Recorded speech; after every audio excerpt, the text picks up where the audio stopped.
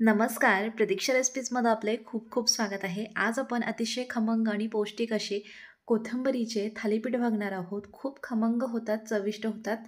महत्त्वाचं म्हणजे सध्या कोथिंबीर स्वस्त झाली आहे आणि या दिवसांमध्ये ना छान गावरान कोथिंबीर बाजारामध्ये उपलब्ध आहे.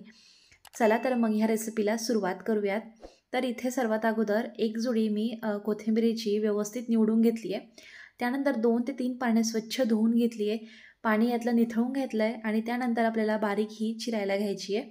2 भाग करून अगदी बारीक-बारीक ही कोथिंबीर मी चिरून घेते. याकरता आपण एक वाटण तयार करून घेऊयात. मिक्सरच्या भांड्यामध्ये 7-8 हिरव्या मिरच्या, 7-8 लसणाच्या पाकळ्या, 1 चमचा जिरं घेऊन चवीनुसार थालीपीठांकरिता मीठ टाकलेलं आहे आणि हे छान आता वाटून घेतलं आहे. मिठामुळे ना पटकन हे वाटलं जातं, पाण्याची गरज पडत नाही. आता कोथिंबिरीमध्ये यामध्ये काही पिठं घालूया. तर 2 वाटी जास्त प्रमाणात मी बाजरीचं पीठ घेतलेलं आहे. सर्व मिश्रणाला छान बाइंडिंग यावी याकरता यामध्ये आपल्याला 1 वाटी गव्हाचं पीठ घालायचं आहे. त्यानंतर अर्धी किंवा पाऊण वाटी यामध्ये मी हरभरा डाळीचं पीठ घेतलेलं आहे आणि त्याच प्रमाणात आपल्याला इथे ज्वारीचं पीठसुद्धा घ्यायचं आहे. तर फक्त तुम्ही बाजरीच्या पिठाची किंवा अ, हरभरा डाळीचं पीठ न वापरता, ज्वारीचं पीठ न वापरता फक्त बाजरीचं पीठ आणि गव्हाच्या पिठापासून सुद्धा हे थालीपीठ बनवू शकता. खूप चविष्ट होतात. यामध्ये अगदी थोडंसं अर्धा चमचा लाल तिखट घातलं आहे, 2 चिमूट हळद घातलेली आहे, ओवा घालायचा आहे 1 चमचा, यामुळे छान चव येते.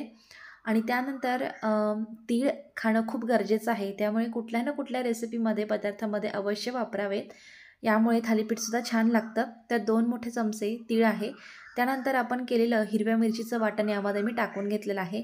छान अगोदर मिक्स करून घ्यायचं आणि त्याच मिक्सरच्या भांड्यामध्ये जरासं पाणी घालून ते ह्या मिश्रणामध्ये ओतलं आणि आणखी जसं गरज पडेल तसे यामध्ये आपण थोडं-थोडं करत पाणी घालत छान याचं मिश्रण तयार करून घेतलेलं आहे बघा.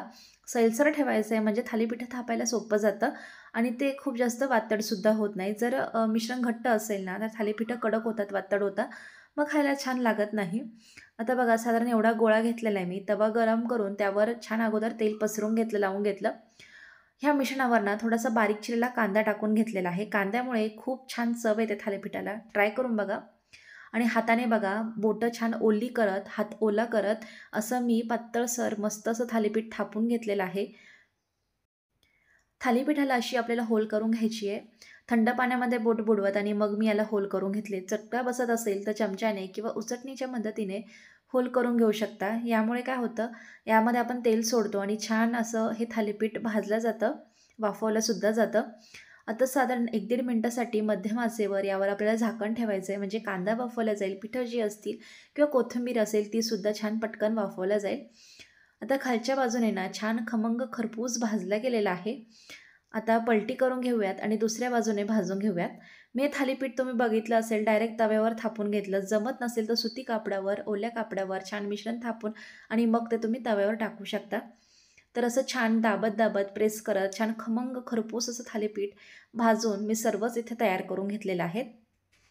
नाश्त्यासाठी, डब्यासाठी, प्रवासामध्ये न्यायचं असेल, मस्त पर्याय आहे. करून बघा. रेसिपी आवडली असेल ना तर व्हिडिओला लाईक करा, शेअर करा. चॅनलला सबस्क्राईब करायला विसरू नका. पुन्हा भेटूया असे एका छानशा मस्त रेसिपीबरोबर. व्हिडिओ बघितल्याबद्दल धन्यवाद.